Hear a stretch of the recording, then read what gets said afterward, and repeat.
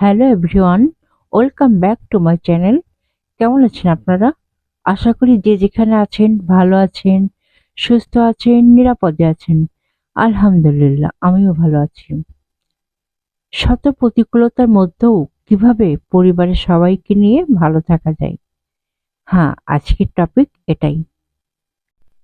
গত লাইভ প্রোগ্রামের আমার কন্টেন্টগুলো যারা নিয়মিত দেখেন তাদের মধ্যে একজন অনুরোধ করেছিলেন বিষয়টার উপর আমার মতামত জানানো। আমি চেষ্টা করছি মাত্র, ভুল ত্রুটি হলে ক্ষমাসুন্দর দৃষ্টিতে দেখবেন। শত প্রতিকূলতার মধ্যেও সুখী থাকার মূল মন্ত্র হলো আমার মতে ইতিবাচক মনোভাব। প্রতিকূলতাকে সমস্যা নয় বরং চ্যালেঞ্জ হিসেবে দেখুন। প্রতিদিন জীবনের ছোট্ট ভালো দিকগুলোকে লক্ষ্য করুন এবং সেগুলোকে উদযাপন করুন। পরিবার সদস্যদের সাথে ভালো সময় কাটান, যেমন একসাথে খাওয়া দাওয়া, গল্প করা, মজা করা। কোনো কাজ পারস্পরিক সহমর্মিতা ও ভালোবাসা প্রদর্শন করুন।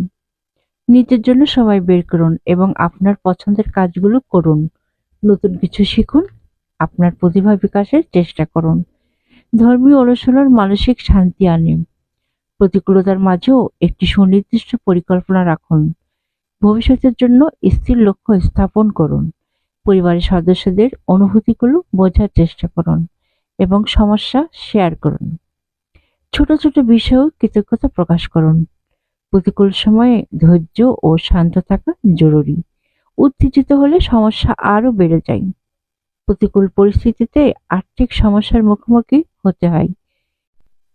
তাই পরিবারকে সুসংগঠিত রাখতে আর্থিক পরিকল্পনা জরুরি। প্রতিদিনের ছোট ছোট মুহূর্তগুলোকে উপভোগ করুন। প্রতিদিনের সাধারণ জিনিসগুলোতে আনন্দ খুঁজে নিন। পরিবারের একতা থাকলে কোনো প্রতিকূলতাই স্থায়ী হতে পারে না। পরিশেষে বলি, সুখী পরিবার কোনো বাইরের উপাদানের উপর নির্ভর করে না। এটি তৈরি হয় পরিবারের সদস্যদের মধ্যে পারস্পরিক সম্পর্ক, সহানুভূতি এবং একতায়। যখন প্রতিকূলতা আসে তখন সবাই একসঙ্গে থাকার মাধ্যমে সুখ খুঁজে পাওয়া যায়। আজকে এই পর্যন্তই। যাওয়ার আগে ছোট্ট অনুরোধ, প্লিজ আমার ইউটিউব চ্যানেলটাকে সাবস্ক্রাইব করুন। আর পেজ থেকে দেখে থাকলে ফলো আর কমেন্টস করতে ভুলবেন না।